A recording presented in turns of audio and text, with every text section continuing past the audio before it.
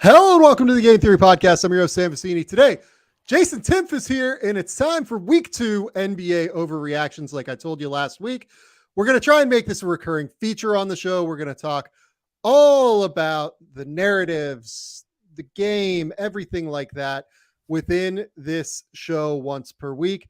Instead of having Bryce come in on a Sunday or a Monday, I've pulled in Jason Timpf because Jason is one of my favorite people working in basketball. Jason hosts Hoops Tonight over on YouTube for the Volume Network. He's the best. Jason, what's going on, buddy? My guy, it has been way too long since we did this. We were bad and we didn't make enough time this summer, but I'm glad we're finally going to talk some hoops today. Couldn't be more excited to do it. It's going to be great. We're going to talk about 6 topics here that I have meticulously crafted in terms of narratives that you could see on a first take style show. But unlike those shows, after giving the takes, we're going to talk about them reasonably and decide whether or not they're actually true. That's the premise of this show. It's a really fun show, and I hope that you guys are enjoying it based off of how the numbers did on the first one. I'm assuming you guys do. I will have a Scotty Barnes breakdown probably Wednesday at this point. I will have a Zion Williamson breakdown later this week on the YouTube channel. Go to the YouTube channel, Sam Vecini, Game Theory Podcast with Sam Vecini over on YouTube. That is the best place to find all of those. Hit subscribe on the podcast feed. Hit subscribe on the YouTube channel. Everything like that. Jason, are you ready to dive into some NBA overreactions? Yes, I am. And I think you've seen a lot of the same things that I've seen in the first couple of weeks. Yeah, I tried to keep it to some of the things we've been texting about, and then some of the things I tried to surprise you with a little bit in terms of some takes. So, first overreaction. The healthy Boston Celtics, the final team unbeaten in the 2023-24 NBA season, are the most complete team in the NBA. Give me your thoughts when I say that, Jason. I think when it comes down to top to bottom roster construction, you kind of have to say that, right? I mean, there is no better combination of like not just perimeter defense, but variety of perimeter defense in the sense that you've got kind of like the lanky screen navigator and Derek White versus like the fire hydrant can switch up guard and Drew Holiday to, you know, kind of Jaylen Brown's kind of more straight line athleticism versus Jason Tatum and his length and his strength, which has been kind of a revelation this year. The rim protection of Kristaps Porzingis, their ability to play all wing lineups because of the strength of that front line. They have, in terms of different ways that they can play defensively, I don't think you can do any better than that. On the offensive end, it's this incredible kind of concoction of guys that can get the defense into rotation and guys that can continue to further that process to generate high quality shots. The biggest question mark has always been their top tier half court shot creation when things really slow down. And I've seen a couple of specific things with Jason Tatum in particular that make me more excited on that front. He's posting up straight up like 2.5 times as frequently as he did last year. And when he's doing so, he's very, very impactful there. That to me, I like as a kind of a curveball for them to go to offensively in any sort of slow down situation, especially with their ability to pretty consistently get good matchups for him. His pull-up shooting is way better than it was last year, and his rim finishing is up. And so a lot of specific things that were a problem for him in late game situations in the past. I don't want to say rectified because it's such a small sample size, but he looks so good that you could argue that the rest of the talent and the one big potential flaw being that half-court shot creation piece looks like it might not even be an issue. Because what if this also is the year where Tatum takes that leap? Because if that's the case, they just get the trophy. Like, forget about everything else. They're going to win. So, like, I think if I was a Celtics fan, I'd be feeling really good right now. I think if I limited this to the East, it would be very clear, right? That they are, to me, the most impressive team I've seen in the East. And in large part, it's because of the leap that Jason Tatum seems to have made. I would very clearly have him as a top 3 MVP contender through the first 2 weeks. Right now, it's him, Nikola Jokic, Luka Doncic. For me, those are just the top 3. I think that they have to be the top 3 right now. Having said that, what is so different are some of the things that you're pointing out. And I'm really glad you brought up the strength aspect. He looks fucking enormous. Like he looks absolutely huge, like through his shoulders, through his arms, through his chest. And where I think that matters is actually on both ends. Yes, you can throw him the ball on the block and he can create like a reasonable efficiency shot now. That is a huge, huge piece of it. But one question I had with this roster in general was, okay, let's say that a team goes like big and skilled against them, right? And you don't necessarily want to have both Kristaps and Al Horford on the court at once, because frankly, in the playoffs, you're probably not going to want to do that anyway. So how would they be able to counter that and adjust defensively was a big question for me. And I feel like with this increased level of strength that Jason Tatum has, we've seen it on the glass, particularly so far this year. I think he's just been more capable of kind of taking that physicality, rebounding in traffic, not getting bullied all over the place. He never got bullied, but like there's a difference between being able to stand up to like a high powered 4-man and being more of a wing. And I feel like previously he was a wing. Now, I mean, this dude, he doesn't quite look like Kawhi Leonard physically, but it's like not that far off where you could play him at the 4 and be like, well, you know, we might be okay on the glass. We might not get crushed. Yeah, I always look at the forward position as like two kind of archetypes: the slender, more quick, perimeter defender type of archetype, and then that big giant forward, kind of like the Aaron Gordon archetype. And if you go back 3 years, Tatum and Brown were both kind of the slender perimeter oriented forward. And now Jason Tatum, at least when it comes to his ability to fulfill responsibilities defensively and on the glass, he can kind of fill more of that Aaron Gordon role. And I mean, I think we've seen that become an incredibly important role over the years, especially in terms of switchability, your ability to put your rim protector into help situations instead of on ball situations because of his ability to guard bigger post players. I think there's a lot of value there. I think strength in general is one of the most underutilized, under-discussed elements of skill development. I had a coach back when I was playing in college, and it makes me mad every time I bring this up because I can't remember which coach it was. But one of my coaches said that like the weight room also just makes you more confident at standing next to other men. And like, there's a huge truth element to that where like, when you know that you've been in the weight room lifting and you're standing on a basketball court with a guy that you have a strength advantage with, it's crazy how even above and beyond the ability just to do stuff like to fight for position or to get angles when you're driving or in box out situations, it even is just a mental element to just like, I'm bigger and stronger than this dude. He can't hold me, that kind of thing. And like, I really do think that like Tatum said in his preseason presser, he basically said, it's like, oh, it's just me growing up and becoming a man. It's like, yeah, but you're also putting in the work. And like, you could see it show up. And it really, there was a specific drive against the Knicks, a slot drive against Quentin Grimes. What is that, a week ago, where he kind of he pump faked and then turned his body to the left and didn't really have a driving angle, but kind of just went through Quentin Grimes to the basket. And I was like, oh, like he's discovered now that these guys actually just can't contend with him physically. And as soon as that happens, it's over, because he, especially with his ability to pass and shoot, it's going to turn him into one hell of a player in the big picture. Yeah, I agree. What do you think of the way that Kristaps has transformed this offense? Because I think that's actually a big piece of it as well, in terms of giving Jason Tatum those driving lanes and that space to be able to just attack and put his shoulder into dudes. He has that little bit more space, I feel like, now, because Kristaps is able to stretch from 35 feet away from the rim, 30 feet away from the rim.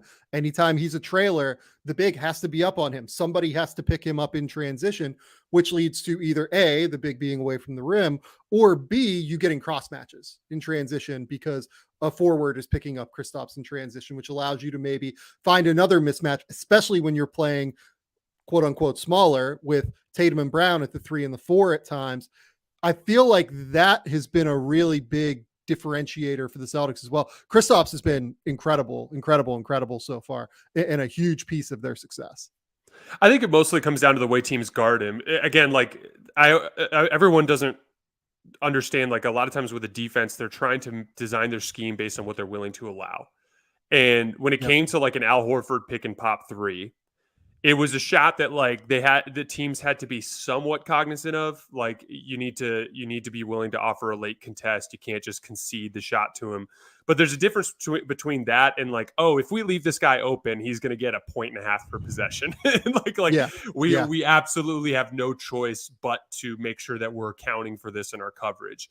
It's kind of like the huge difference between throwing help at Nikola Jokic versus throwing help at Anthony Davis or Joel Embiid, or conceding a mid-range jump shot to a relatively efficient player versus conceding a mid-range jump shot to Kevin Durant or Devin Booker. It's like it's all relative to how efficient you can be, and upgrading that Al Horford position to basically a player that is now it's untenable to allow this guy to operate cleanly in pick and pop situations. It just makes it so that there's so much more downhill driving opportunity in those screening actions for Jason Tatum. It's just that ball screen defender now essentially has to shade far enough that he can offer a contest, or you have to rotate on the weak side, which leaves openings on the weak side in the corner where Jason Tatum can make that pass consistently. And so in general, it's just you're upgrading the second half of your two-man game to a guy that's not just capable, but rather dangerous. And that just opens everything up. Well, and, I'm really glad you brought up the idea of like it mattering who guards people, right? Because Michael Spitzer in the YouTube comments brings up this idea of, I think they had the stretching with Horford and they can do it with Porzingis too. What they added was a ridiculously good roller. Do agree. Like the rolling is really important, but the way that teams guard you is important. Teams were comfortable giving Al Horford that open 3-point shot last year. They are not comfortable giving Kristaps that shot, which means that you then have to put somebody on him, which takes somebody out of the lane. You watch a Celtics game versus you watch a Pistons game, right? Watch the number of bodies that Cade Cunningham has to manage in the paint. Watch a Toronto Raptors game. Watch the number of bodies that Scotty Barnes has to navigate when he's getting into the paint and trying to weave through. A Celtics game is wide open, man. It's like we're all here. We are able to find the driving lanes we want to. Derek White has made like 75% of his 2-point shots so far. I think that Drew Holiday is above like 70% of his 2-point shots. It's because that extra body is rotating from farther over. Sometimes they get there, sometimes they don't, but they're going to be less likely to get there if Kristaps is on the court and he's stretching beyond the 3-point line. Yeah, it's really that simple. You the size of the angle you have to shoot through by virtue of the that push and pull of help defense literally makes all the difference, because these battles are usually won and lost by inches. Like if Tatum just gets his shoulder 10% lower past the guy, he's by him for a layup. Whereas if he doesn't, he's spinning into a jump shot. Like those sorts of things make a huge difference. Well, and it's so funny. Like people will bring up like the Bull Victor Wembanyama thing, which is absurd, and I'm not going to spend time on it. But I just want to point out, like, there is an enormous difference in terms of the length of those two on defense, right? Like Bull is like 7'2" with something like a 7'6" wingspan. He's enormous. I don't mean to say he's not, but Victor Wembanyama is 7'4" with an 8-foot wingspan. You're basically adding 8 inches of height that you have to finish over every single time the Victor is closing out on your jumper, or he's rotating to the rim and he's trying to block a layup.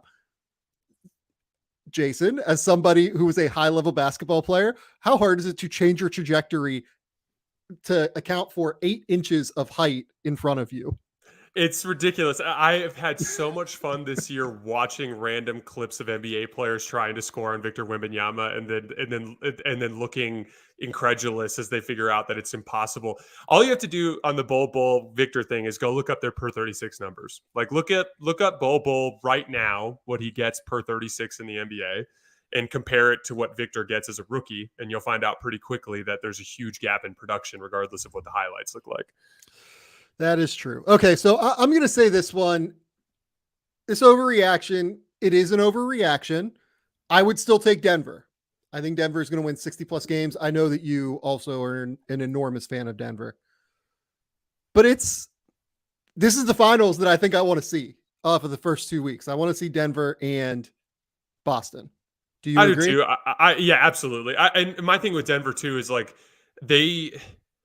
again, like that question mark with Boston is still there. Like I still saw them against New York run into half court offense issues. Like I've still seen that pop up from time to time. All it takes is like a little bit of stagnation, and then suddenly Tatum and Brown start Tatum and Browning again, and then it becomes the same kind of problem that you see. And so like it's just Denver to me, they remind me of Golden State right around 2016, 2017, where it's like they're just addicted to winning now.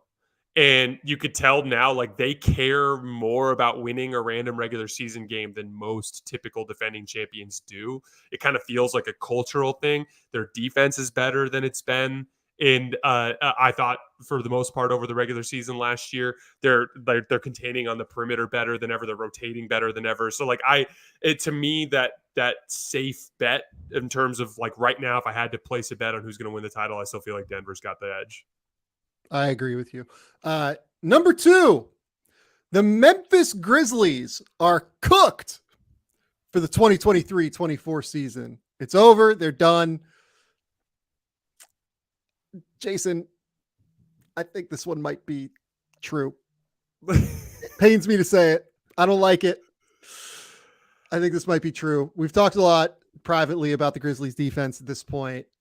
What are you seeing from them that frustrates you immensely? Well, this team was never a good half-court offense team. Even when they're healthy, even with John Morant, they've always relied on two significant elements of their game driving their success: their defense and their rebounding. They need to defend to get more fast break opportunities to avoid the half court as often as possible, and then they need to pulverize you on the offensive glass to get extra possessions to make up for their struggles to score. And so it's, the offensive rebounding piece, it's not hard to figure out why. It's Steven Adams, one of the best offensive rebounders in the league, not being available. That goes without saying. Yep. And certainly, at least within the context of the regular season, that really, really hurts. The defensive end has been the part that bothers me because obviously you lose Dillon Brooks. But the lineups they're putting out there, and I mean, it's tough with Zaire Williams because I see these plays sometimes where he offers a contest on a dribble combination pull up, and I'm like, man, this dude's got length. Like he can really bottom shots when he's locked in.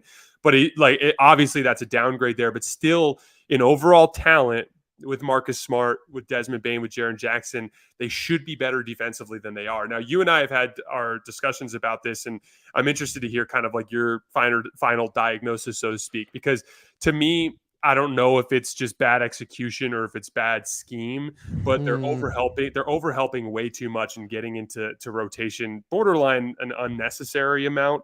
We saw, you and I talked about a specific possession where Zaire Williams basically pre-tagged, basically sent the defense into rotation as a result of nothing, as almost as if they were planning to do so, and it ended up giving up a wide open three on the right wing. And like some of that I feel like is putting them into a precarious position, because at the end of the day, they do have good enough perimeter defenders that if you make guys take tough contested shots, that is going to lead to more misses, which is going to lead to more opportunities for you to get out in transition, which is going to help your offense, which is going to allow you to set your defense more. I think they're capable of playing better than they have been. I guess what I'm saying is like, I definitely think they're in some trouble in the standings. Like this looks like a play-in team. Yeah. But Ja Morant will be coming back. Obviously, is Brandon Clark going to come back at all this year? Unclear to me. I hope so. You never like seeing guys tear Achilles. I hope so is the way I would put it. Maybe. But yeah, so like I still think they're going to be a dangerous playoff team. Don't be surprised if Ja Morant comes back on it with a vengeance too, from the standpoint of just wanting to make up for letting his team down by missing this part of the season. So I definitely worried in the standings, but I wouldn't say it's over yet. So I think where I'm at on it is on their defense specifically here. It feels like to me that they are overhelping everywhere, first and foremost, but B, like it feels like part of why that has been the scheme for many years is because most of the time it was Jaren Jackson overhelping, right? Because you had Steven Adams behind him. Now, without Steven Adams behind him, you have Jaren mostly playing center, like for the most part. They've done some different things here and there, like Santi played their last game. But The problem with not having Jaren be the overhelper is that Jaren is one of the best instinctual defenders in the NBA, while also being 6'11" with a 7'4" wingspan, who can fly around and is like unbelievable with the sense of timing. If it's Zaire Williams is fine. The problem is when it's like David Roddy is overhelping and Jake LaRavia is overhelping and all of these other bodies are kind of overhelping. Like, I can't figure out why they haven't gone to a slightly more conservative approach defensively. I did feel like it was a little bit better against Portland in the game they won, at least. And if you look at the numbers, like, I want to be clear here, like, they are 13th in defensive efficiency right now. It hasn't been some fucking travesty here that they've been terrible. It's more that this team has to be a top 5 defense while Ja Morant is out, because newsflash, guys, when Ja Morant comes back, the defense is going to get worse. The offense is going to get way better, which is super valuable. They need another creator. God knows they need a real creator, like, kind of point blank, all due respect to Desmond Bane. But like, they need a guy to be able to come in and create in a real way.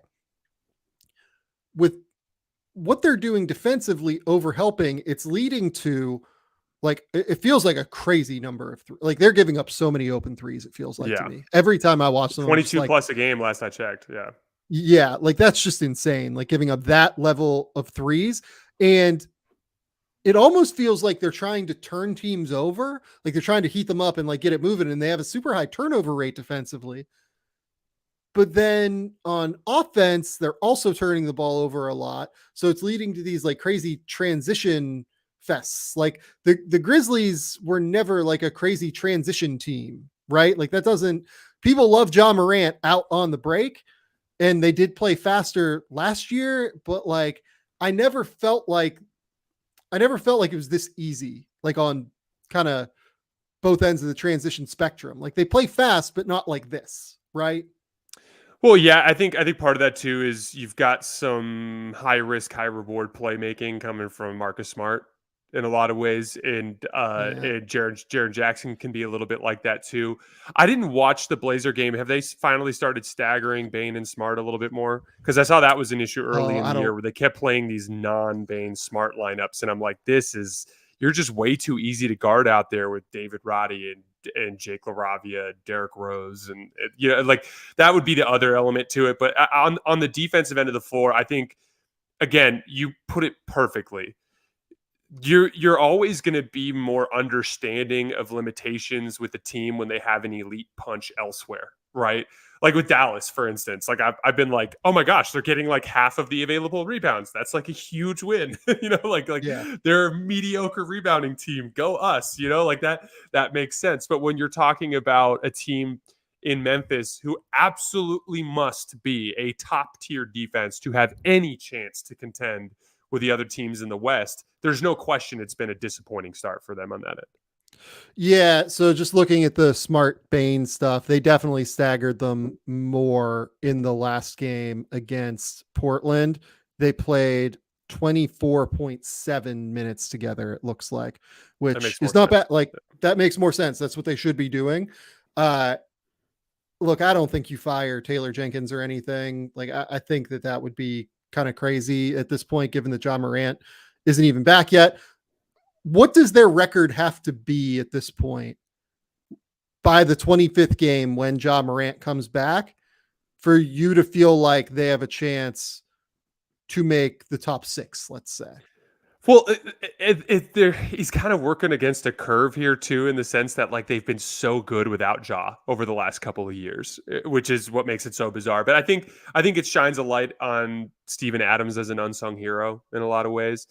I would say that if they're not flirting with 500 at that point, I would be disappointed if I was a Grizzlies fan. Like, I'd be hoping to be around 11-14, 12-13, which would require at this point playing really well moving forward. What are they, 1-5 now? So like you'd have to play 1-6. That's tough. I would hope that I still think they're like, Desmond Bane's playing really well. I still think that they're. I remember when everyone was mad this summer when he got paid. That was funny. I still think that this is a team that should be able to play 500 basketball without Ja. So here's your next set of games: Miami at home, Utah at home, 3-game road trip, Clippers, Lakers, Spurs, which that doesn't seem ideal. Then they have a home game against Boston. That's your next 6. I mean, like, they might go 2-4 in that next 6 even, man. Like, if they go 2-4, they're sitting at 3-10 at that point. Yikes. Yeah. I'm a little bit worried. I'm actually quite a bit worried. I think that the playoffs are going to be really hard for them. I think they can make the play in, but if they're like 7-18 by the time Ja comes back, which is not impossible given this start, I'm going to be really, really worried about them. And I think that there's a real shot that this thing might be cooked. Well, and you hit the there always was like this second line of defense to the Grizzlies with Adams. And I mean, I do you remember how athletic and how well they protected the rim in those Jaren Jackson, Brandon Clark lineups when the two of them would kind of have that similar kind of backup rim protection kind of role? That's the other thing too, is like there's no guarantee that Ja Morant's going to come back and this is really going to get that much better either. So they got to figure it out with this group. The offense will get way better, which is a huge piece of it. Like if the offense is way better, that's enormous. Desmond Bane, by the way, do you just want to shout him out? I feel like, I might have thrown like slight shade there momentarily. He's averaging 27 points. I think he's been fantastic. I like don't mean this in any way. He's a little bit overtaxed, I think, is the number one option. But like he's been fantastic doing everything he can to lift the tide for this Memphis Grizzlies team. Other piece, and then we'll move on. I just want to note that Tyus Jones is no longer here.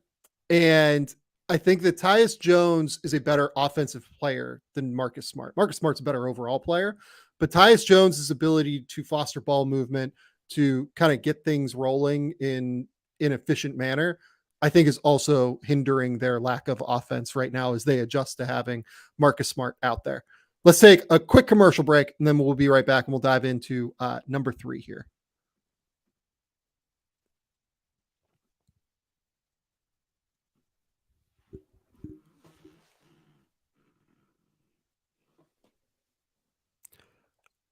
All right, Jason.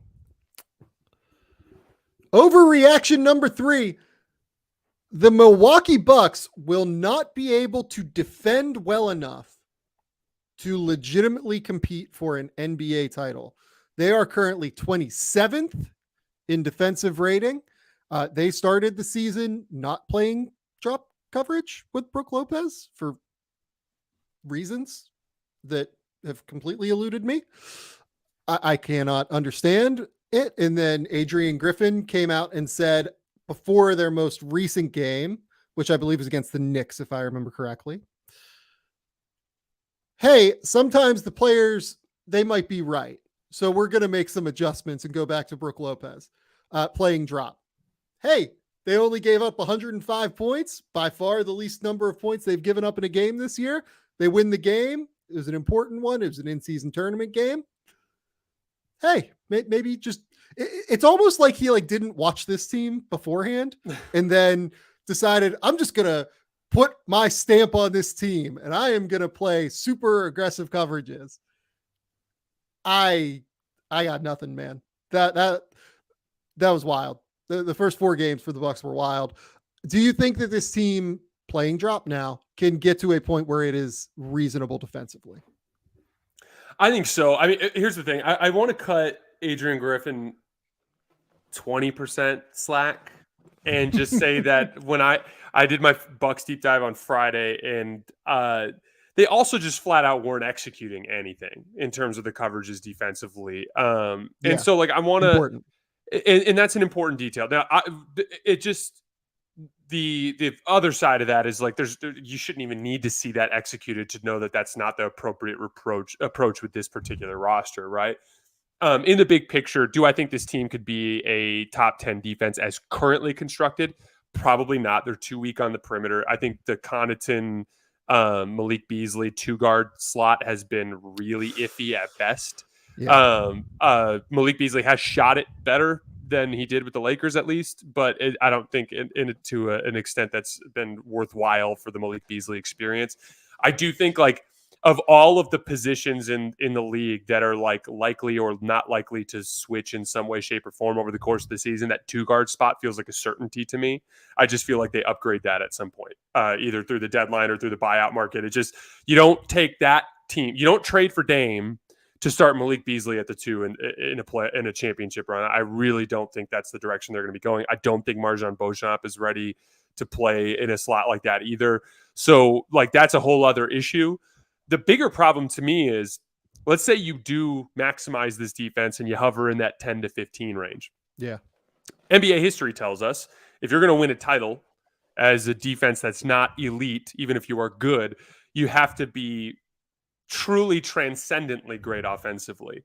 And they just haven't been to start this season, at least compared to what we would expect from this group of talent. I think there's like Dame, I think came into, this is my take on it. I'm not as well connected as you are, so maybe you've heard more, but like Dame, I thought came into the season out of shape.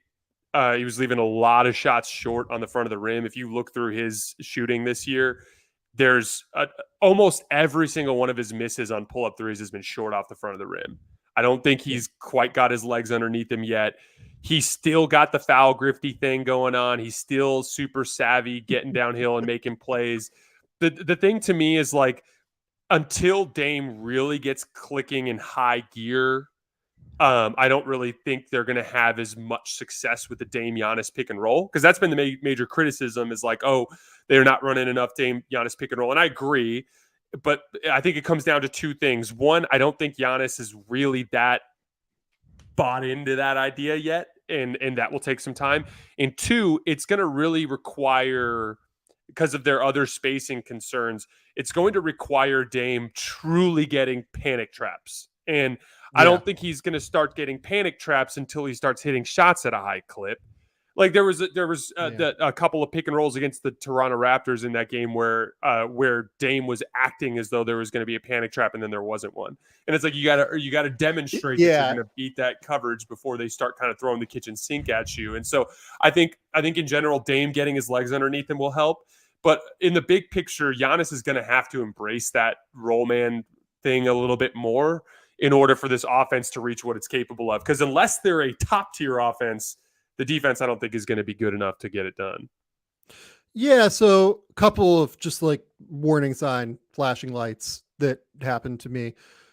Losing Terry Stotts in the preseason seemed like one that might lead to a slow start, right? Because Terry Stotts has been with Dame in Portland for years upon years and understands how to get the best out of Dame. So when you lose him, I wonder if that kind of maybe threw some things off in terms of the offense being as well oiled maybe as it could be coming out of the gate. Now they're going to have to figure out some different things as they run through the season and figure them out on the fly.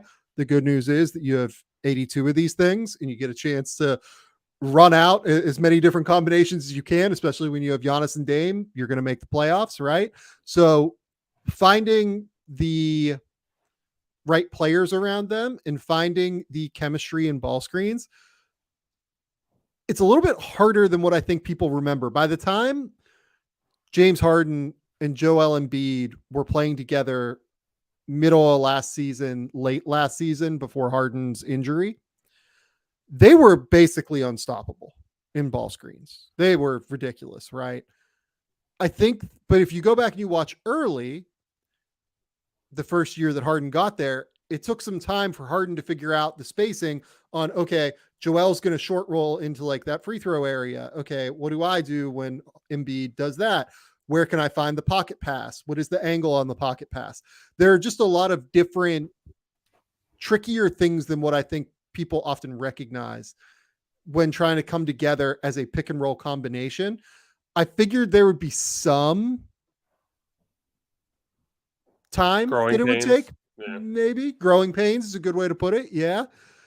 I didn't necessarily think it would be quite this way, if only because I thought that Griffin early in the season would want to run as many of these things as possible to try and get the growing pains out. Right. And we haven't seen that piece of it yet.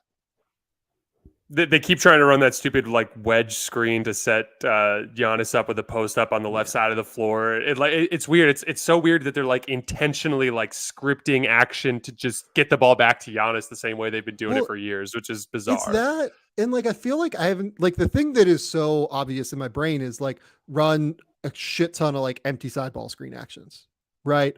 Because you have Giannis flying downhill at the rim in a wide open space, right? Or you have, running on the left side of the court, you have Damian Lillard coming to the left side of the court. And if you don't get up on him, he's going to pull up from three. You are seeing specifically the Philadelphia 76ers have a lot of success with that early in the season with Maxey and Embiid. They're just running like left side empty ball screens like crazy. And it's really, really hard to guard. Just do that. Seriously, just do that. I think that would be a really, really easy way to potentially get Dame going, or to potentially get Giannis on the short roll and have him kind of creating in a real way. I'm surprised that they aren't trying to get the growing pains out as much as possible. But back to the defense, another piece of this is that Dame has just been not very good on defense so far. He's been bad.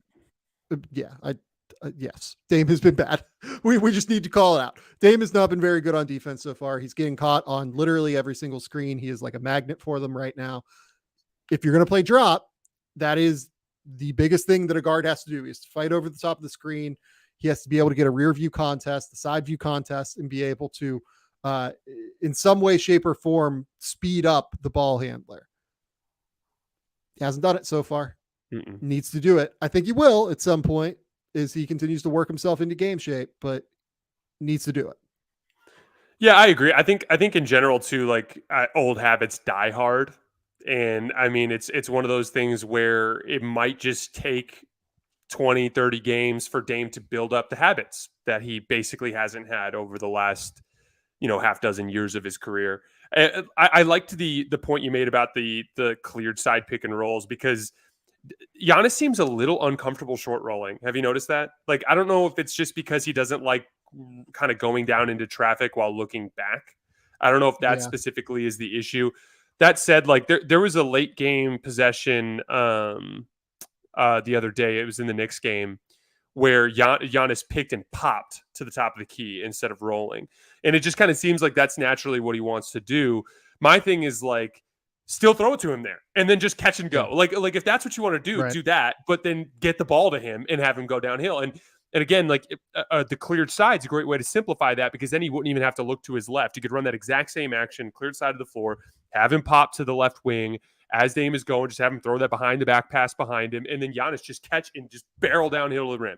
And everyone's going to react to you, and you're going to be able to get good looks. But ideally, you'd want to get him active in the short roll, but it just, for whatever reason, seems like he doesn't want to do that, which, for the record, he's never been a short roll player. Why? Because he's never played with anybody that dictated a short roll as a counter for that. Like, it's always been more of like a hard roll as Drew's working methodically with him to potentially go to the rim. That, like, and even then they didn't do that much. So I think that would go a long way. But at the end of the day, right now, what I see is the untenable like kind of scale of like the weakness of Beasley and Dame, making it so that it's too difficult for that back line to cover for them.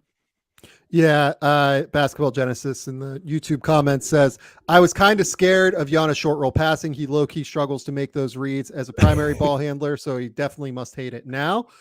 Not false. The difference there for me is that the advantage is already created for him. He doesn't have to focus on creating the advantage and then reading the court. Short roll passing is more your advantage created, and you just have to process it quickly. You're almost diagnosing it before you catch the ball a lot of the time. That's what has made Draymond Green so good at it. And additionally, it's why I think you can teach guys to do this. Like Clint Capella, could not do any of this when he first got to the NBA, but over his time in Houston, playing in space, playing with James Harden, having PJ Tucker, Trevor Ariza in the corners, it became easier for him to do that.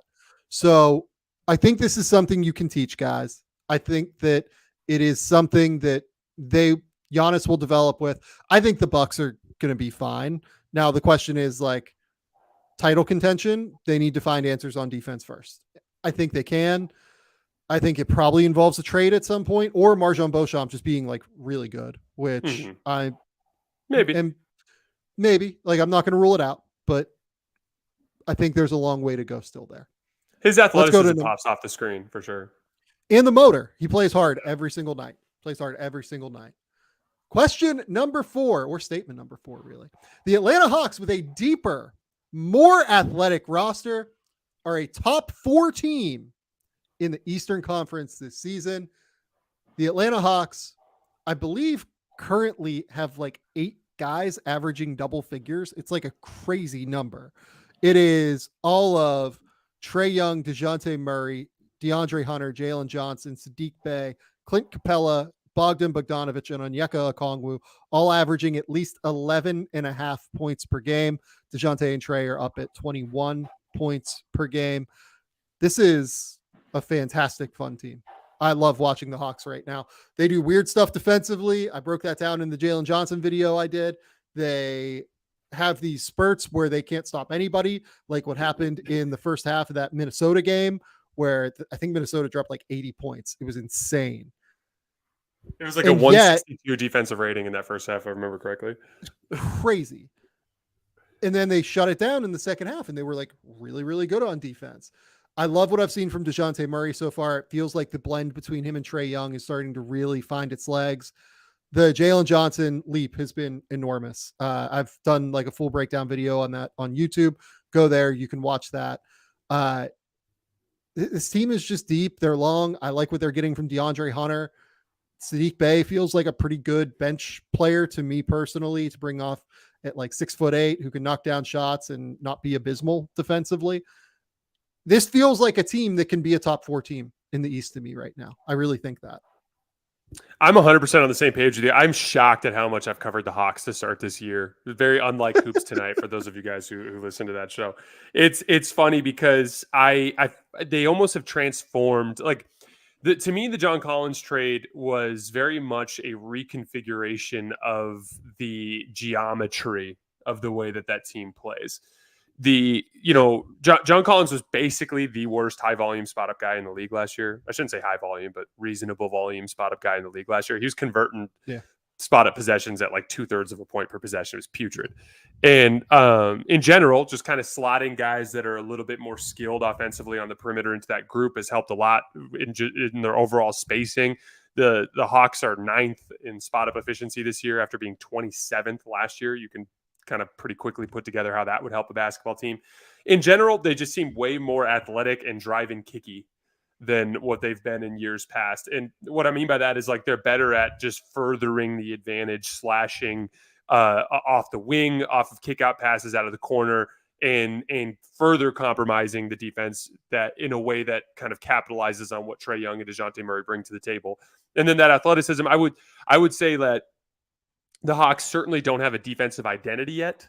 It's not a habit for them, but they definitely go through these stretches where they're like, where all of them just suddenly kind of kick into high gear athletically, and they can be difficult to handle there. And then again, like it happened again in that Pelicans game. Once again, second half, they just came out and strangled the Pelicans. And this is like a consistent theme for them when they really lock in that on both ends of the floor like that, they can be tough to beat. I just think it makes more sense to kind of to ditch that weird kind of like 2-roller thing they had going on. It's kind of Cleveland Cavaliers-esque where you were running pick and roll with the player in the dunker spot, which was just so bizarre to me. They still do a little bit of that, but it's different. It's like they're running a lot more guard screens or guard wing screens and pick and pops with those guys, which is basically Jalen Johnson, Saddiq Bey, and DeAndre Hunter have all hit multiple pick and pop threes this year so far, which I think is a good indicator of just kind of how different their offense looks compared to just the spamming of the Collins and Capella pick and roll. In general, I just think they're a far more dynamic offense by going to running 2 wings instead of 2 forward. Because Collins to me was never really a wing. He was basically another big, essentially, in that position. And I think just kind of making that slight tweak to the geometry, it's funny how it just kind of has everything else falling in place for this team. Well, it's that, and it's Quinn Snyder is like a big piece of this too, right? Quinn Snyder over Nate McMillan. Snyder got there late last year, probably couldn't implement everything he wanted to implement in terms of scheme. He gets there this year, and now you see a lot more of a similar Utah Jazzy kind of thing that he ran for many, many years in Utah with Mike Conley and Donovan Mitchell, now having DeJounte Murray and Trae Young, who, all due respect to Donovan and Mike, that's an upgraded version of it, in my opinion. Trey's ability to pass and make plays. I think Trey has really, really been a high level distributor this season. He's not shot it well, obviously. I think he's at like eventually he'll make 29 shots too. Imagine that. from three. Yeah, like that's going to come at some point. I think he's going to knock down shots. So when I see all of this, I think that they can be a top 4 team in the East, given that Trae Young is shooting 28% from three. DeJounte is shooting 30% from three. Bogdan Bogdanovic is shooting 32% from three. Like, really, the only guys that are knocking down shots are DeAndre Hunter, Jalen Johnson, Sadiq Bey. That's not like going to keep up. These dudes can shoot, I think. So when I look at all of what they've done offensively, I think it's definitely sustainable. Like they are going to be, would arguably get better. Yeah, they're going to be a top 5, top 6 offense, I think, in the league. The question I have is defense, and I think that they're going to be good defensively too. Like, I think that as they continue to work their way into the season, Capella and Okongwu is a strong defensive center combination. I think they play at the level a little bit too much in ball screens. I think I would drop a little bit more, especially when Capella is out there. Maybe that'll change. Maybe it won't. But you have Jalen Johnson and DeAndre Hunter, who are awesome wings. DeJounte Murray flies around all over the place and just makes shit happen. They have a roster that makes sense defensively now in a real tangible way that I think is going to allow them to get better throughout the year. I think this can basically be a top 5 offense and a top 15 defense. And that sounds like a really good team to me. Probably a top 4 team in the East, right? That's where I'm at. Yeah, no, I'm with you. And I don't know if this is a Quinn Snyder piece too, but like they're running a lot more in transition. And the overall athleticism is helping them a lot there. It's actually been funny watching Trae Young compete defensively in these defensive runs that they go on, because it's kind of hectic and it's full of mistakes, but like he's fighting to front the post and he's making defensive rotations and he's doing some little stuff to throw in his little 2 cents as the team goes on those defensive runs. It's been fun. I'm excited to watch the Hawks this year. One final note: the Atlanta Hawks so far are shooting only 9.7 mid-range jumpers per game this season. Last season, that number was at 14.7 mid-range jumpers. Basically, those shots are now becoming threes or shots at the rim. That's why we're seeing much more efficient offense from the Atlanta Hawks as well. Just shot distribution stuff from Quinn Snyder in terms of what he's trying to run. It's a really big help and a really big differentiator for what Atlanta is doing. Overreaction number 5. Franz Wagner is not only the best player on the Orlando Magic currently, because he is. Like, we need to acknowledge that. I know that Paulo has been great the last 2 games. Franz is the guy that consistently brings it every single night. But Franz is actually the best prospect on the Orlando Magic long-term, not just right now. Jason, yell at me. Tell me why that's crazy.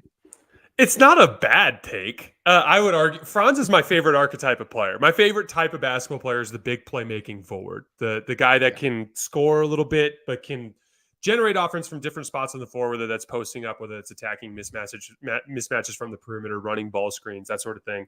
And then as a willing passer in those situations. So Franz is definitely my favorite type of player. I think that Paolo has an interesting, it's funny because he always gets compared to Carmelo, but I actually think Paolo has a really interesting defensive ceiling.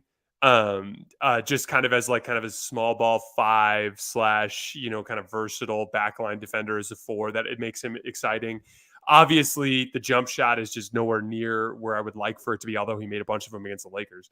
But I would like for his jump shot to improve. I'd like for his ability to read the floor to improve, but I can't write off Paolo as a prospect this early, just because I think he's got that high 2-way potential. But at this point, like, him and Franz at the very least are neck and neck in terms of prospects, which, for the record, if you're a Magic fan, is exactly where you want to be. But they're just a pain in the ass to play against.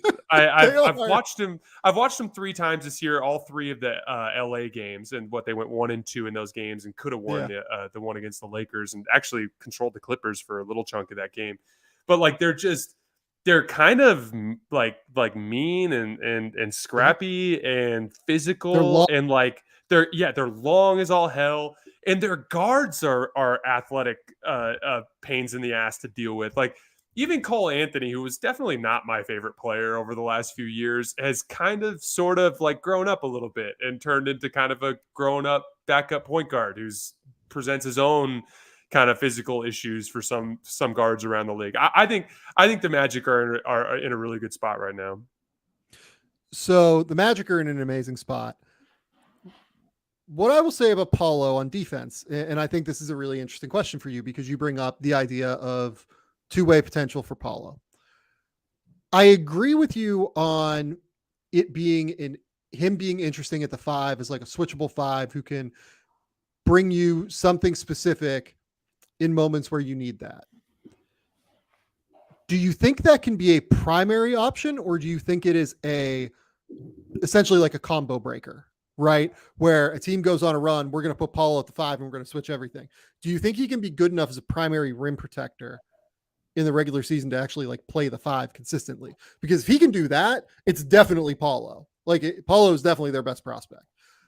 I am more skeptical of that, I think, in terms of him being like a consistent help defender, protecting the rim, in ball screen, possession after possession after possession, having to switch out onto the perimeter, possession after possession.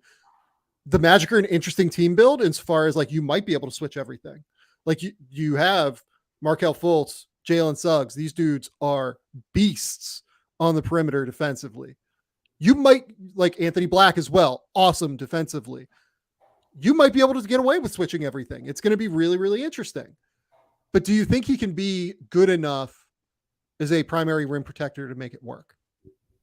No, I don't. I want to be clear. I view him as a small ball center as you put it, as like basically a curveball, as your changeup to your to what your fastball is. That said, I do think he can be a very good help defender. I think he can be a very good low man as a secondary rim protector and as a defensive rebounder, and as a guy who can reasonably help as the low man while also recovering to the corner. Like I just think in general he's an intriguing defensive prospect, and I really am impressed by how advanced his post game is for his age.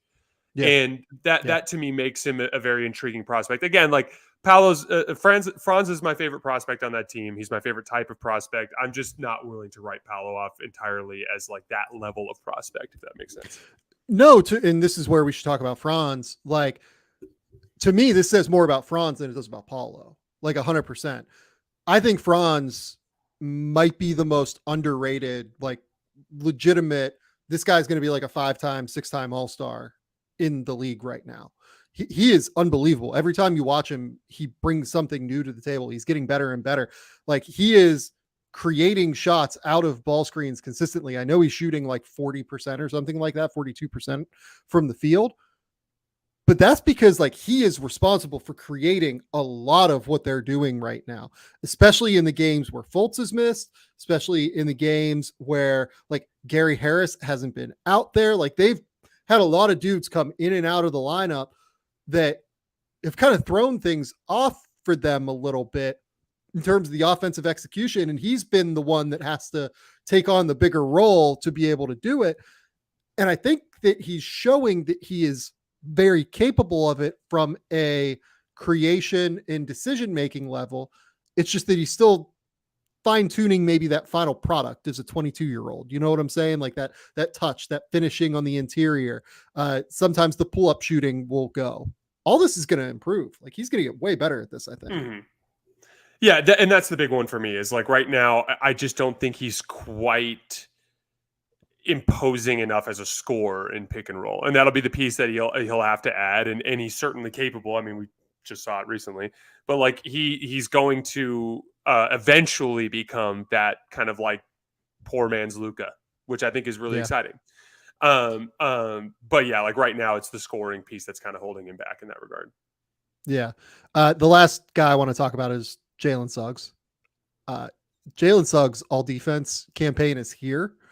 He has been unbelievable on that end this season. He flies around. Like they have a top 3 defense right now. I think that like the biggest reasons for that are him, Like Wendell Carter, I know is out now. I thought Wendell is just so sharp positionally, defensively.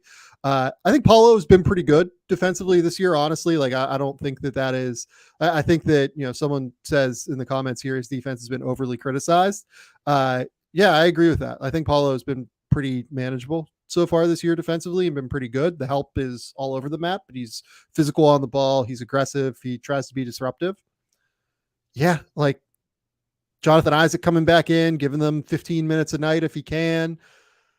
But Jalen Suggs, to me, his defense has keyed this entire thing. He is so aggressive, so physical. He's a crazy playmaker.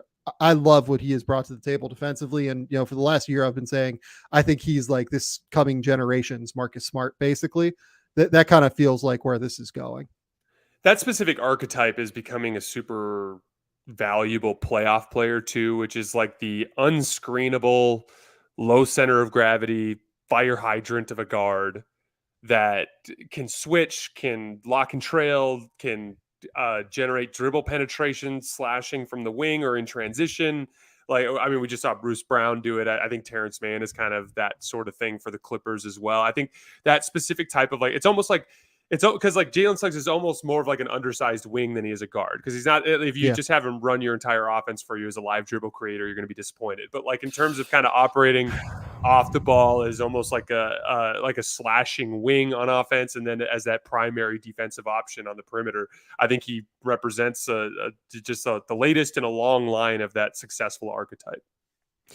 I'm so disappointed in the Suggs offense. I thought that he had a lot more juice in ball screens, but I'm not sure he does. It's maybe he's still 21, 22, something like that. He's got a shot. Last overreaction here before we go there. I do just want to note Orlando. I think this is a play-in team. I think they're going to be really good. I hope they stay healthy. That seems to be the biggest thing right now. Franz and Paulo are the only guys that seemingly have been in this lineup the whole year. Right now, Wendell Carter, Gary Harris, Markelle Fultz, all those guys are out. I hope that they stay healthy. Luckily enough, they have enough depth in the backcourt to make up for Fultz being out. I think Fultz, frankly, for the first 4 games, was their second best player this year. So I would really like to see him back. He's so good. He's turned into such a good player. He really is so creative. He's a really, really good defender. Just all of it across the board is fantastic with Fultz. But I think this team can be a real play-in team that maybe is like a top 8 seed play-in team, depending on how things go. Okay.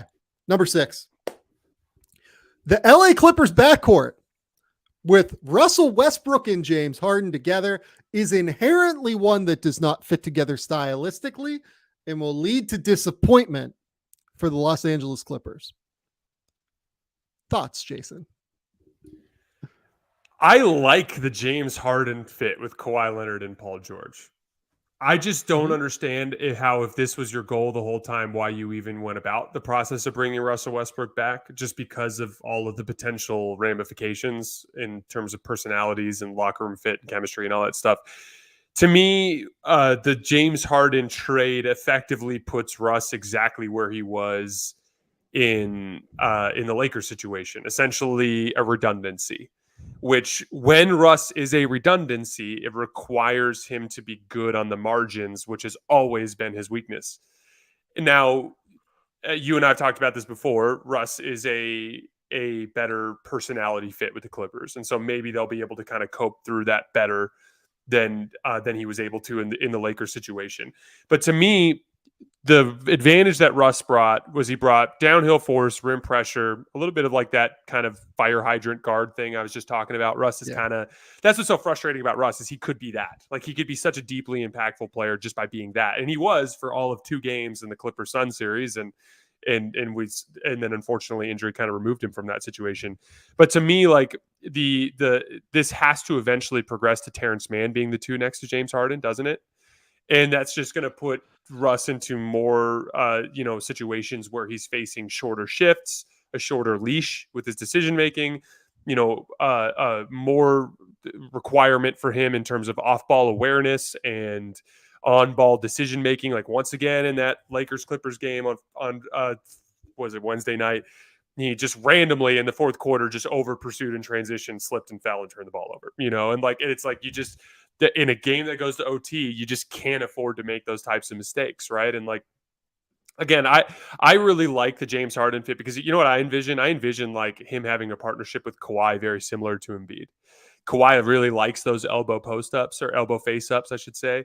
And I kind of see them running a lot of that kind of stuff, which will probably more than likely end up in switches, but switches where you're pulling James Harden's defender into an isolation defense possession against Kawhi at the elbow. I think in general, he's going to be able to set them up with advantage situations more frequently. Really, it's this simple to me.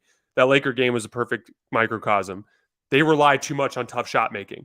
The only reason they had a chance to win that game was Paul George made 4 impossible pull-up threes in that fourth quarter run. They were not generating easy kind of driving kick basketball that you're accustomed to seeing from the Clippers when they're at their best, and they can stagnate too easily that way. So I like the idea of James Harden being the guy that basically gets the defense in rotation and then playing off of that. I just don't know how Russell Westbrook basically fits into that equation. So I hadn't thought about the 2-man Harden Kawhi game yet, because typically Harden plays so well with a big, right? Like that tends to be Harden's ball screen partner almost always has been a big throughout the course of his career, or PJ Tucker, who essentially acts as a big. The Kawhi, if they play Tucker at the 5 and run 1-4 Kawhi Harden ball screens, if you get Kawhi to set screens, which like I feel like we haven't seen a lot of throughout the course of his career, he could be good at it. That could actually be like really devastating. That could really, really, really be good now that I think about it. That's a really good call, Jason. I had not thought about that. That is, I'm like a little bit thrown now as I think about that. Well, it to me, like that is specifically what makes it work is kind of the geometry of bringing 2 to the ball or some sort of hedge and that short roll to the elbow kind of making sense. And Kawhi basically operates out of that spot already, except for he's doing it as a set. He might come off of some sort of, wedge screen or something like that that's going to get him a touch there where the defender's trailing a little bit. But he doesn't really, the general point is, with exception of this recent stretch with Russ, where we've seen a lot more transition pushes and driving kicks from Russ, which have generated closeout opportunities for those two guys. But again, like that's the problem. You need Russ to have the ball to kind of execute these transition pushes and his post-ups and stuff to kind of get the defense in rotation. And when you have the ball in the hands of Russell Westbrook, it's just too volatile of an experience. So if you could somehow kind of capture that vibe with James just without the lows, then that can be exciting. But again, like all of it to me is a gamble on him not struggling in the playoffs again. And I don't understand what piece of evidence you would see in the last 5 years, even going way far back, that would lead you to believe that that's not going to be an issue again. Like last year, it was the rim finishing. It's always the turnovers. I love this trade for the regular season. I just don't really understand the big picture goal of it all. On the Kawhi Harden thing real quick, if you blitz it, you short roll Kawhi into an open shot. If you drop it, Kawhi pick and pops for 3. If you switch it, you're switching a guard onto Kawhi, which is curtains. That's actually pretty filthy. You can't really do it with Zubats, but it's pretty filthy. Zubats on the court if Russ is going to be out there, or if really Terrence Mann is going to be out there, because teams will sag off. They need one more shooter, I think. It's probably going to have to be Norman Powell a lot of the time. I digress. The thing with Harden and Westbrook is this is just like a big picture thing. Like we've talked a lot about the small picture things with this, right? Like into the like nuances. Big picture, Russ is a player that, as you said, this year has thrived getting downhill. He's trying to really push tempo. He's trying to get transition driving kicks. He's trying to create that way. Harden inherently is a slow it down player. He is a guy that is trying to play at his tempo, play half court offense, and make it work that way. I think you can do it. I think you can have situations where transition players, more transition centric players, and half court centric players can work. Dallas with Kyrie and Luka is a good example of this, right? Kyrie really does like to push. Like he wants to try and get downhill as much as possible, but Kyrie is also probably the best ball handler like in NBA history, right? And is a 40% 3-point shooter. So in half court, you can make that work as well. Having Kawhi out there in half court does not diminish Luka. It accentuates Dallas being able to get out in transition and creating shots in both ways now. With Russ, I think Russ with Terrence Mann, with Ivica Zubac, with PJ Tucker on the court, those guys being players that opposing teams just won't guard. Like they won't care if those guys get open shots. You brought it up earlier in the conversation about the Boston Celtics, right? So much of defense now in today's NBA is about getting the guys you want to shoot. If teams have 2 or 3 options out there in terms of getting the guys you want to shoot, it is way too easy for them now. With Russ and one of Terrence Mann, Ivica Zubac, PJ Tucker, they're almost always going to have 2 guys out there except for the minutes where Norman Powell plays. And Norman Powell, I don't think is going to come in for one of the bigger dudes. I think he's more likely going to come in for Russ because positionally and length and strength wise, that's what makes sense. I think essentially Russ's presence diminishes James Harden's ability to play in half court as opposed to accentuating it in the way that Kawhi does with Luka. And you can get around that. Like you can make it work if you want to have Russ out there because Russ has been like a really good dude in the locker room and he's tight with Paul George and Kawhi. And, you know, he's been a real leader for the team. And I believe all of that from what I know. Like I've long been like a pretty big defender of Russ on this show. Like I buy everything like that. But if you want to make it work with those two, you almost have to put the ball in Russ's hands and say, James has to be more of an off-ball shooter and has to be more willing to take advantages of things when they come and then be like the secondary ball screen creator. But if you're doing that, why did you just trade all this capital for James Harden? Right? So that's the inherent push-pull that I'm struggling with this a little bit. And that's why I'm worried about it, I guess.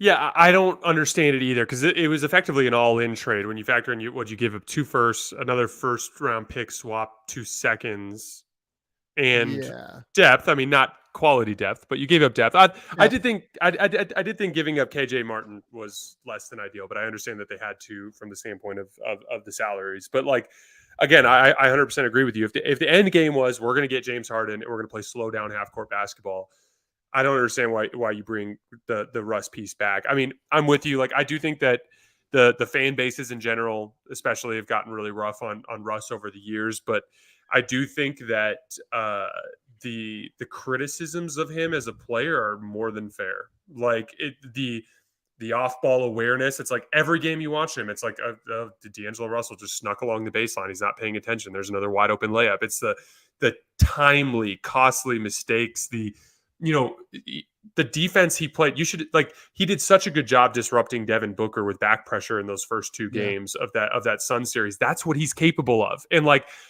he literally would not do that for the Lakers. He would not do it. Flat out, just would not do it. And so like, I do think the criticisms of him are fair in that regard. And so again, to me, it made perfect sense within the context of when the Clippers brought him in, because he was not a redundancy. They needed the things he brought. They had the ability to bench him in crunch time if they needed to. But like throwing James Harden into the equation just infinitely complicates that because it removes those stretches of the game where he brings deep value, takes it out of the equation. Now you're going to be playing him in bench groupings. Maybe you'll still have one of Paul or Kawhi out there. Although I guess they're planning on starting him with James. But my guess is they'll stagger him pretty quickly out of the group, and then he's going to be running bench groups. They'll have these short windows where he can be Russ, but it's just really hard for Russ to build his rhythm in such a short period of time like that. And so I don't understand what the big picture goal there is. If I was running the Clippers, having committed to Russ, I would have looked to use those resources more for some sort of off-ball depth sort of piece thing.